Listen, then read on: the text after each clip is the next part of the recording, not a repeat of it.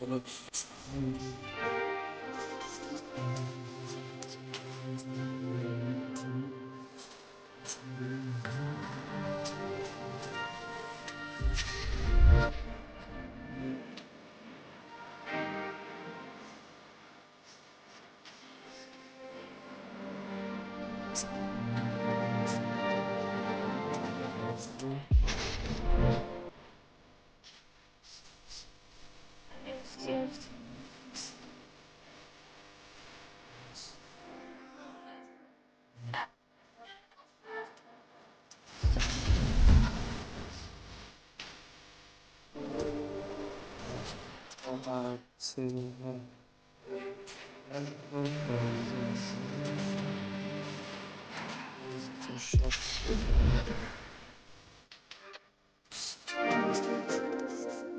که چطور میشه یا چیز نه، فقط اعتماد داشته باشین و میشه کوشش کنین که درآمد تیمی تانا بیشتر کنین، تیم تانا بزرگ بسازین، چون تیم یگانه مفادای بزرگ را در خود داره.